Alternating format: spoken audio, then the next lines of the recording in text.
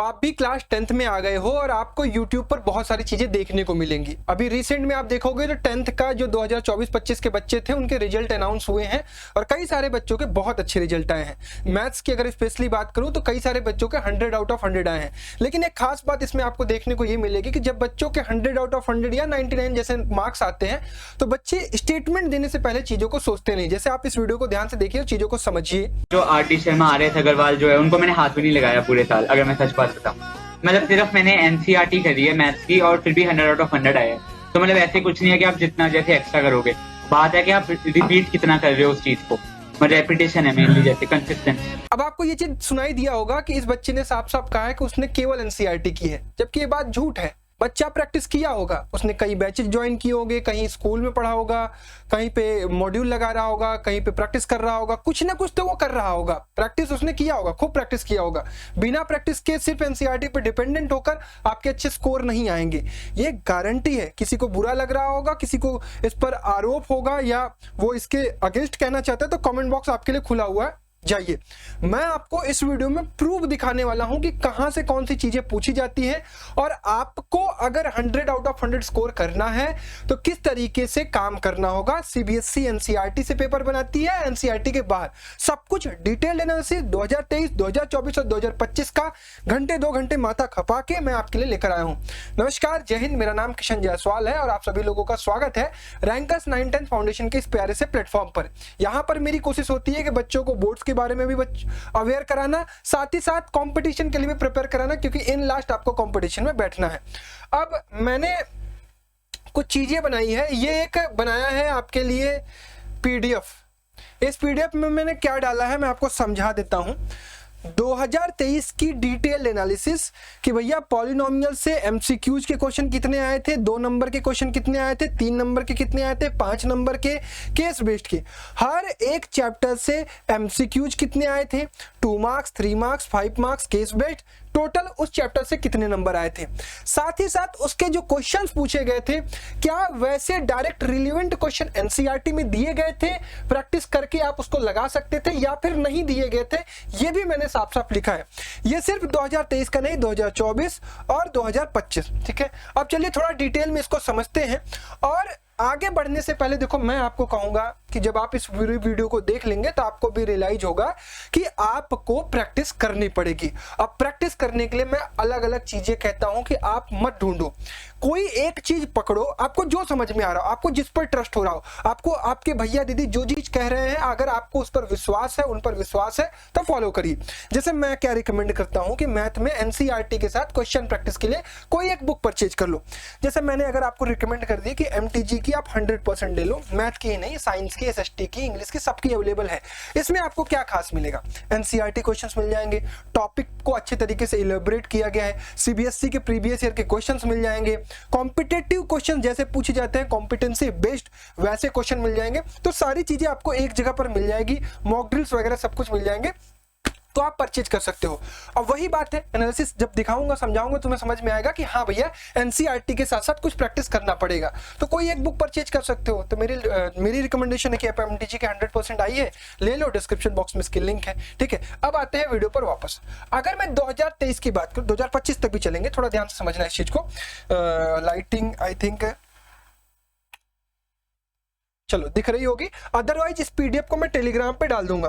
Telegram कहाँ पे है, मैं क्या क्या पीडीएफ डालूंगा टेलीग्राम पे, वहां से आप लोग डाउनलोड कर लीजिएगा। ये हमारा टेलीग्राम चैनल है @रैंकर्स फाउंडेशन, ठीक है। इसको सर्च करना, रैंकर्स फाउंडेशन, इस पर आप जाओगे तो मैं 2023, 2024 का पेपर डाल चुका हूं, 2025 का भी पेपर डाल दूंगा। सिर्फ इनसाइड दिल्ली नहीं, इनसाइड दिल्ली के 3 सेट, आउटसाइड दिल्ली के 3 सेट, यानी 6 पेपर आपको मिल जाएंगे इस साल जो कंडक्ट कराए गए हैं विद सॉल्यूशन, ठीक है। तो उसको आप देख लेना। साथ ही साथ ये वाली पीडीएफ जो बेहतरीन मैंने एनालिसिस करके बनाई है, ये पीडीएफ भी उसी टेलीग्राम में डाल दूंगा, वहां से डाउनलोड कर लीजिएगा, ठीक है। सॉरी, तो वापस आते हैं, इन चीजों को समझते हैं। देखो, रियल नंबर की बात करो तो एक एमसीक्यू पूछा गया था, एक 2 नंबर का क्वेश्चन और एक 3 नंबर का, तीनों क्वेश्चन एनसीईआरटी पर बेस्ड थे, यानी आप एनसीईआरटी करके इन सबके सवाल लगा सकते थे। पॉलिनोमियल के 3 एमसीक्यू और एक एनसीईआरटी से क्वेश्चन केस बेस्ड का पूछा गया था, सॉरी केवल पॉलिनोमियल के 3 एमसीक्यू पूछे गए थे, हाँ ठीक है, पॉलिनोमियल के केवल 3 एमसीक्यूज पूछे गए थे और कई सारे उसमें से 3 में से 2 एमसीक्यूज ऐसे थे जो एनसीईआरटी में रिलेवेंट ऐसे क्वेश्चन नहीं है। पेयर ऑफ लीनियर इक्वेशन का एक एमसीक्यू पूछा गया था और एक केस बेस्ड पूछा गया था और ये दोनों एनसीईआरटी के थे। क्वाड्रेटिक के 2 एमसीक्यू, एक 3 मार्क्स के क्वेश्चन और दोनों एनसीईआरटी के।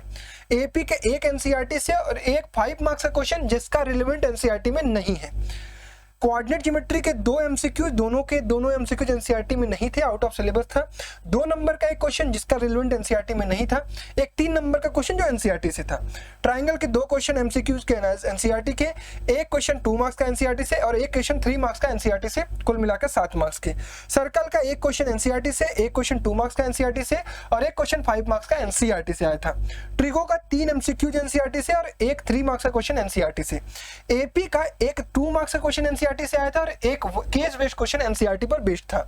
एरिया रिलेटेड का एक एमसीक्यूज एनसीईआरटी से, एक 3 मार्क्स का एनसीईआरटी से आया था। सरफेस एरिया एंड वॉल्यूम एक एमसीक्यूज आया था एनसीईआरटी से और एक 5 मार्क्स आया था आपका एनसीईआरटी से। स्टैटिस्टिक्स की मैं बात करूं तो एक एनसीईआरटी से आया था 5 मार्क्स का और प्रोबेबिलिटी के 2 एमसीक्यूज एनसीईआरटी से और एक केस बेस्ड एनसीईआरटी से।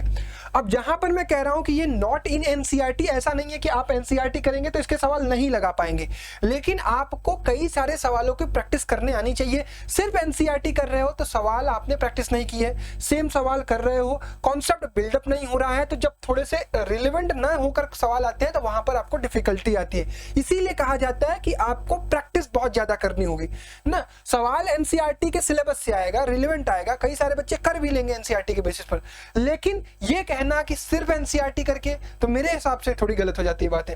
यहां पे देखा जाए तो 3 नंबर, 5 3 8 नंबर, 8 2 10, 10 2 12, यानी 80 नंबर में से 12 से 15 मार्क्स 2023 के पेपर में ऐसे आए थे जो जिसका रिलेवेंस डायरेक्ट एनसीईआरटी में नहीं था, तो वहां पे आपको डिफिकल्टी हो सकती थी। चलिए आगे बढ़ते हैं 2024 में। एक सेकंड, आप ध्यान से चीजों को समझ लीजिएगा, बाकी आप समझ सकते हैं कि आपको करना क्या है। 2024 की अगर मैं बात करूं तो रियल नंबर से एक एमसीक्यूज, एक 2 मार्क्स, एक 3 मार्क्स एनसीईआरटी से। एक पॉलिनोमियल का जो आया था वो एनसीईआरटी में वैसा रिलेवेंट क्वेश्चन नहीं दिया गया है, 5 मार्क्स का एक एनसीईआरटी से ही आया था।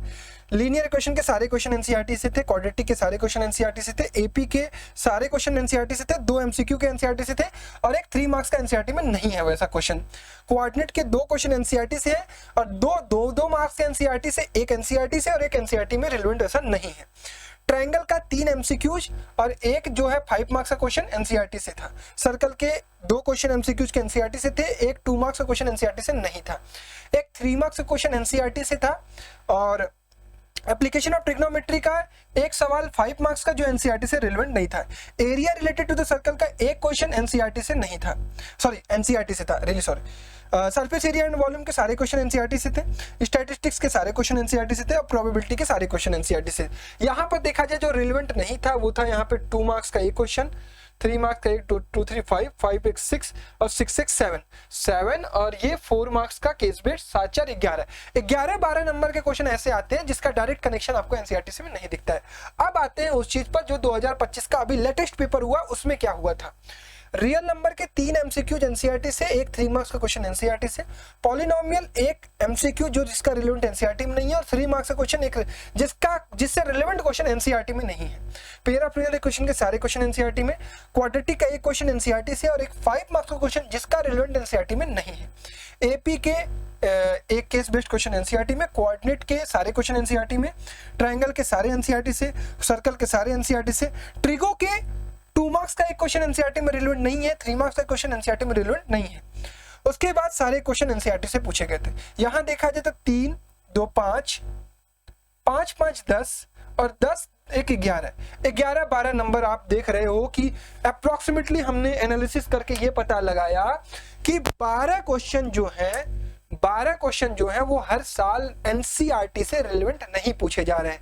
अब आपको उसी चीज के लिए मेहनत करना है। 80 आउट ऑफ 80 स्कोर करना है तो आपको मेरे भाई प्रैक्टिस करनी पड़ेगी। आप दुनिया की कोई भी किताब उठा लो, क्वेश्चंस होने चाहिए उसमें। हर एक चैप्टर को पढ़ने के बाद 50 से 100 क्वेश्चन प्रैक्टिस जरूर करिए, आपका कॉन्फिडेंस बिल्डअप होगा। सिर्फ एनसीईआरटी से भी पेपर बन जाए तब भी आप अच्छा करेंगे, एनसीईआरटी के बाहर बनेगा तब भी अच्छा करेंगे, क्योंकि आपको सिर्फ बोर्ड तक स्टिक नहीं होना है, आगे चलकर आपको कंपटीशन भी क्रैक करने हैं। ठीक है, बाकी पास होने के लिए एनसीईआरटी इनफ है और बेसिक मैथ के लिए एनसीईआरटी इनफ है, बट जिसकी स्टैंडर्ड मैथ है मेरे अकॉर्डिंगली उनको क्वेश्चन एनसीईआरटी के साथ साथ एग्जाम्पलर या कोई एक किताब उन्हें फॉलो करनी चाहिए। ठीक है, तो that's all from my side. इस पीडीएफ को आप डाउनलोड कर लीजिएगा, एनालिसिस आपको अच्छे समझ में आ गई होगी। अब आप कोई चैप्टर को स्टार्ट करने से पहले ये देख सकते हैं इस चैप्टर से पिछले सालों में कहां से क्वेश्चन पूछे गए थे। ठीक है, thank you so much, bye bye everyone, love you all and जय हिंद।